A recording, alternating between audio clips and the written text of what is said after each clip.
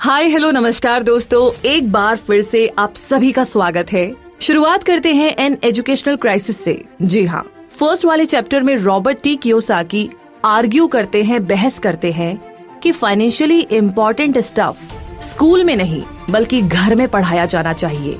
School और universities में बच्चों और टीनेजर्स का नंबर फास्ट इंक्रीज हो रहा है। हालांकि अभी करिकुलर्स में फाइनेंशियल एजुकेशन को उतनी इम्पोर्टेंस नहीं मिली है।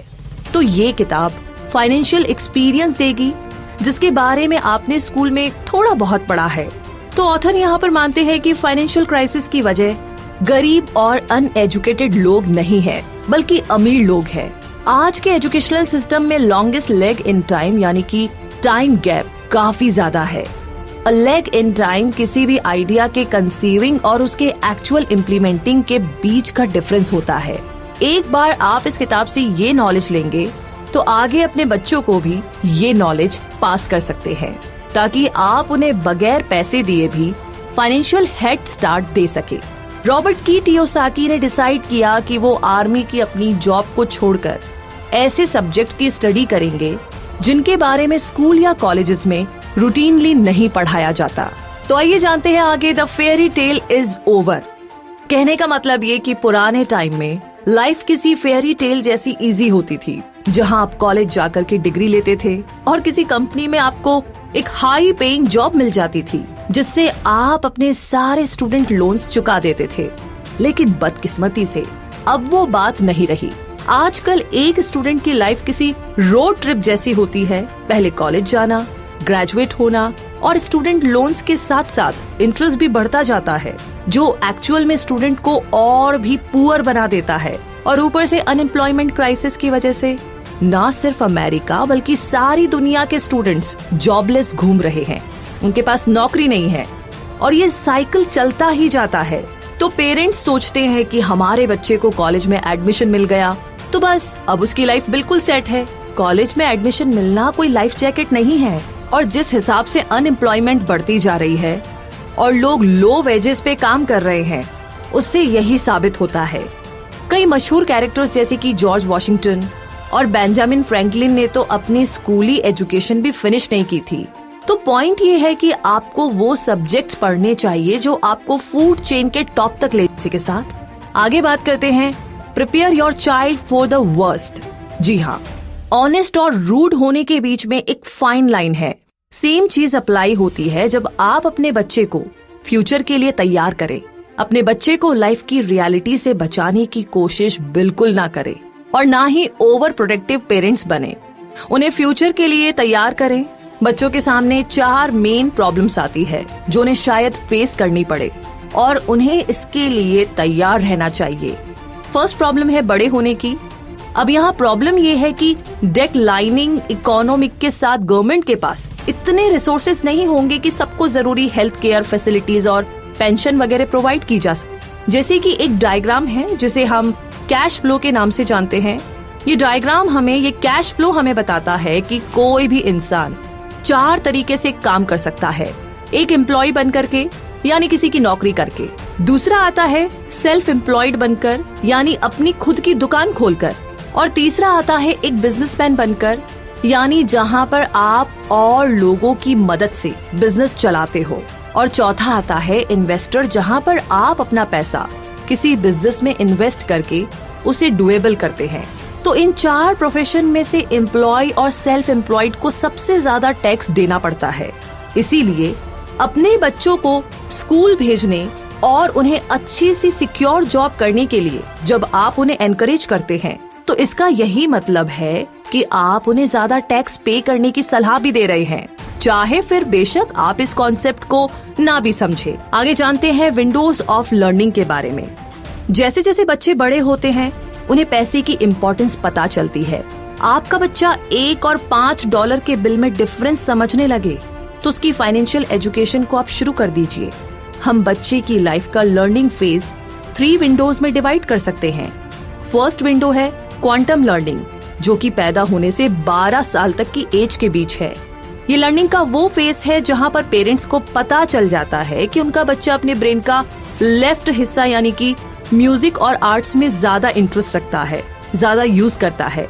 या राइट हिस्सा यानी कि लीनियर बुक्स वगैरह में ज्यादा इंटरेस्ट रखता है।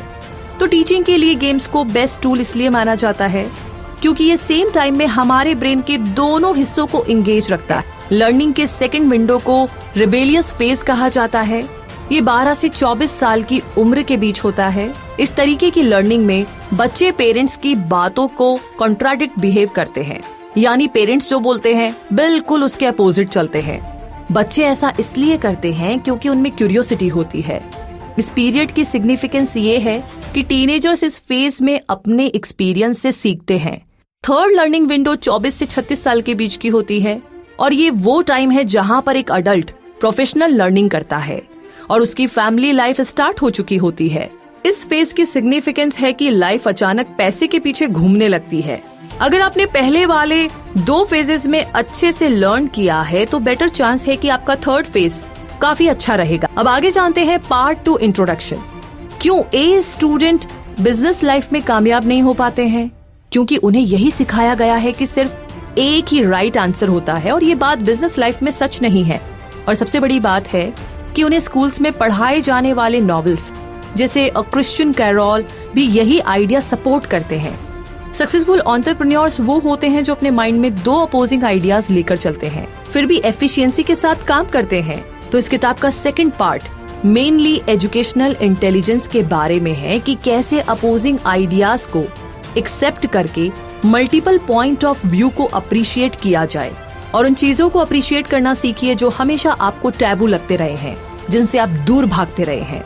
आगे जानते हैं अब द एंटाइटलमेंट मेंटालिटी के बारे में। जैसे बच्चों को लगता है कि उनके पेरेंट्स उन्हें फूड प्रोवाइड कराने के लिए एंटाइटल है, वैसे ही हमारे स्कूल ग्रेजुएट भी सोचते हैं कि गवर्नमेंट से सिक्योरिटी पाने के लिए वो एंटाइटल्ड है, यानी गवर्नमेंट ही उन्हें जॉब वगैरह प्रोवाइड कराएगी। तो ये मेंटालिटी स्कूल्स में ओरिजिनेट होती है क्योंकि वहाँ पर पढ़ाने वाले टीचर्स खुद यही सोचते हैं कि उन्हें गवर्नमेंट की तरफ से बेटर लिविंग की फैसिलिटीज दी जाएगी। अब आगे जानते हैं another point of view on intelligence.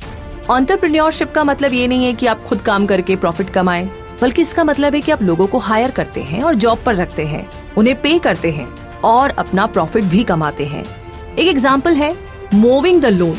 जब तक लोन काफी बड़ा नहीं है ये डुएबल है। एक बार जब ये बढ़ता जाता है तो आपके लिए जरूरी हो जाता है कि आप इसे करने के लिए, इसे कंप्लीट करने के लिए लोगों को हायर करें।